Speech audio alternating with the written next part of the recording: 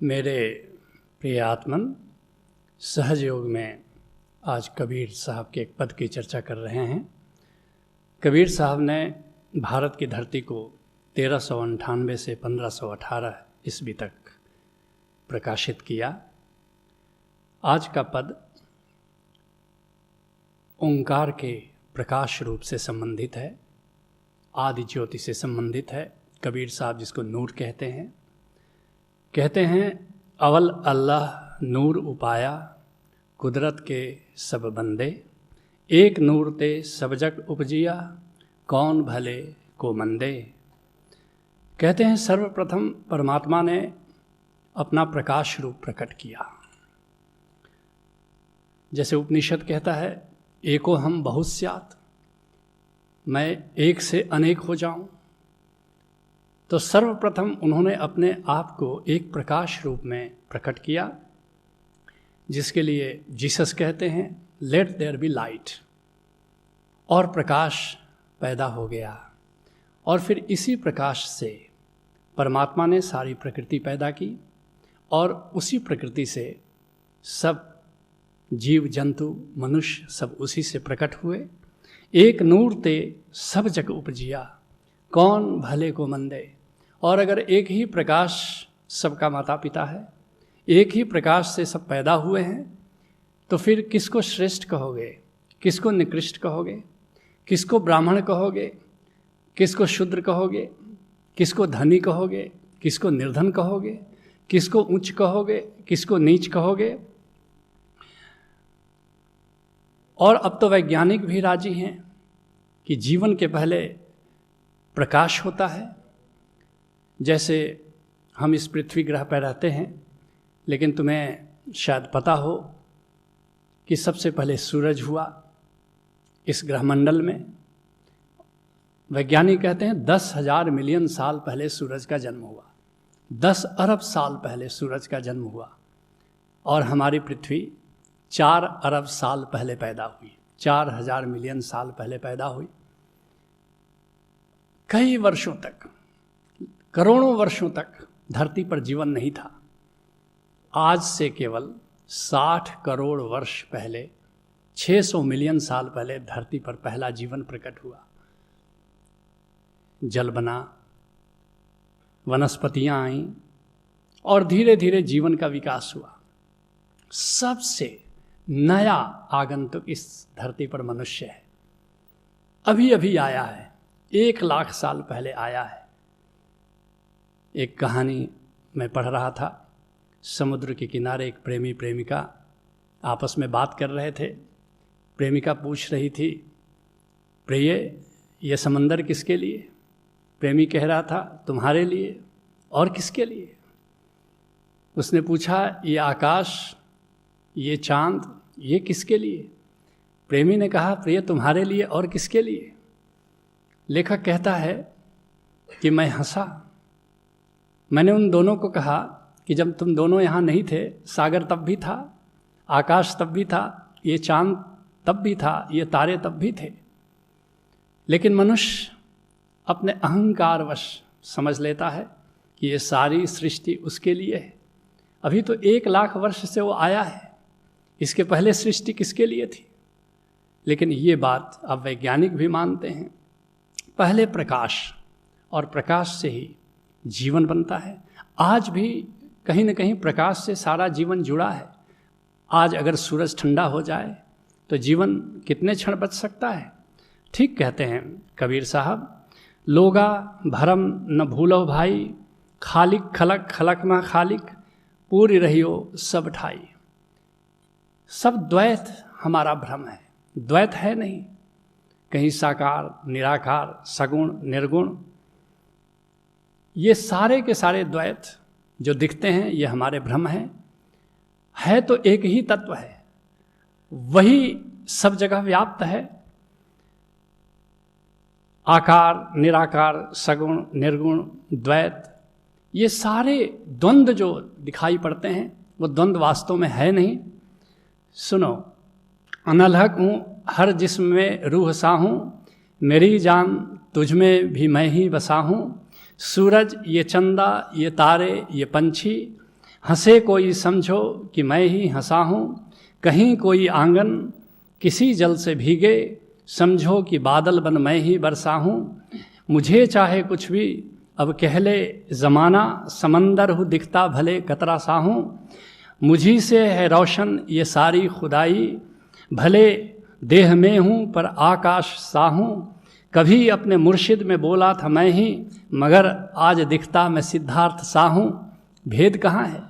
गुरु नानक देव कहते हैं, गुरु गुरु एको भेख अनेक। वही परमात्मा असली सदगुरु है।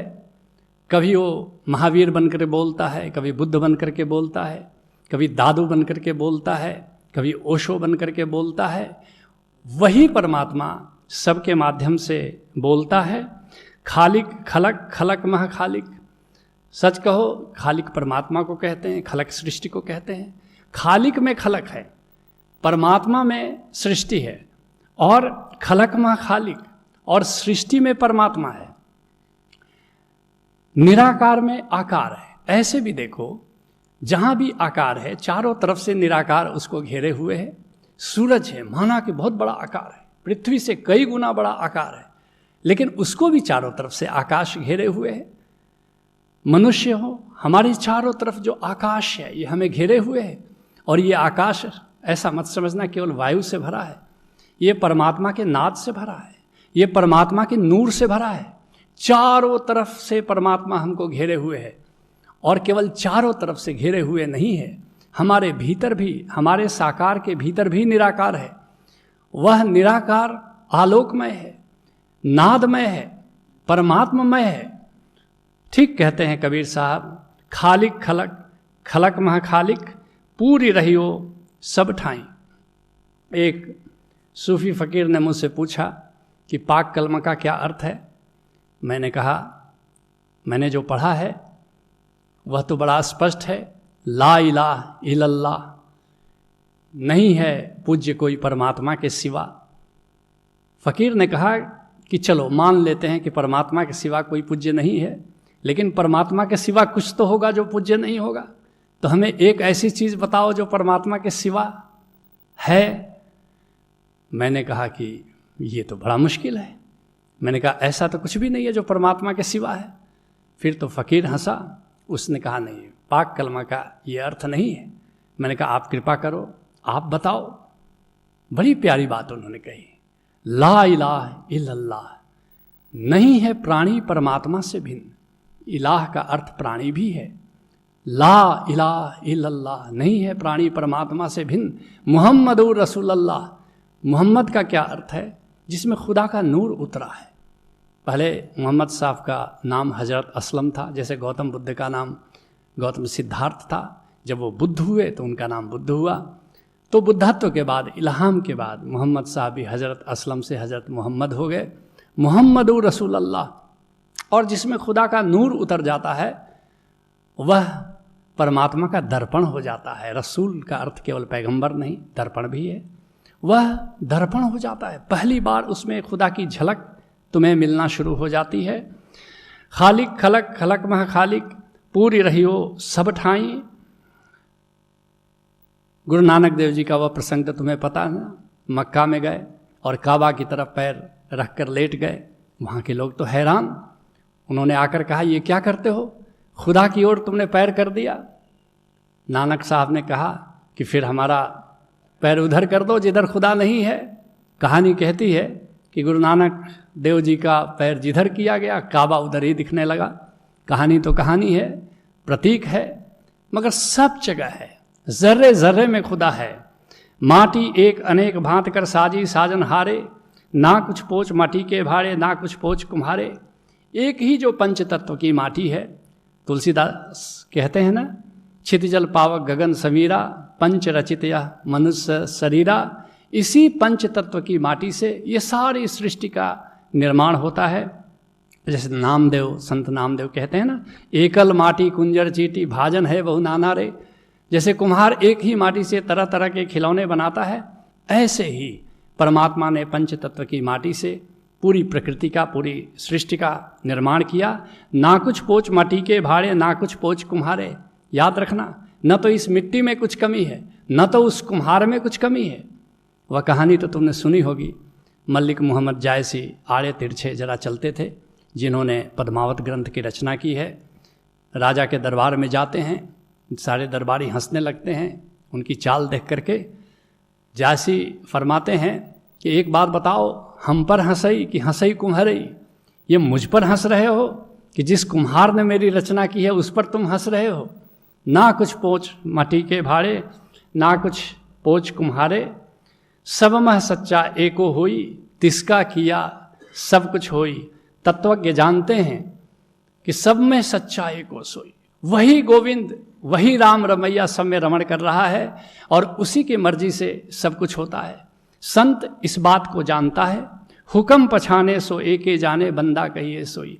इस परम नियम को जान लेता है वही बंदा है।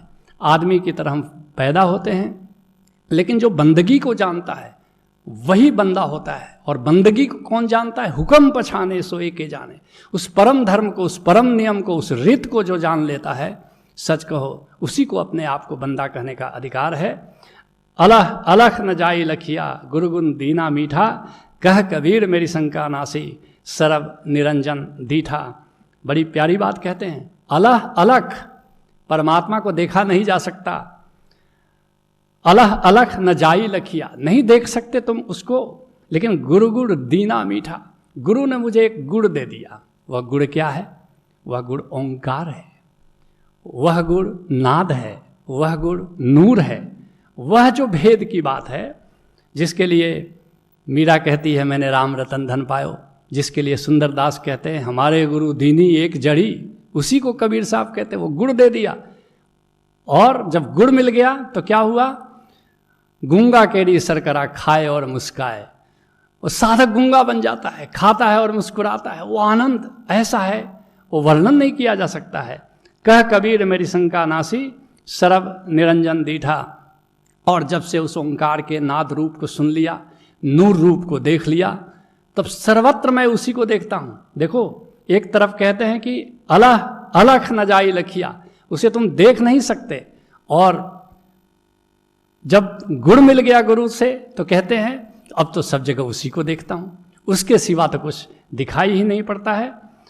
ओंकार के नाद और नूर स्वरूप को जान लेना और उसमें डुबकी लगाना ही सहज योग है।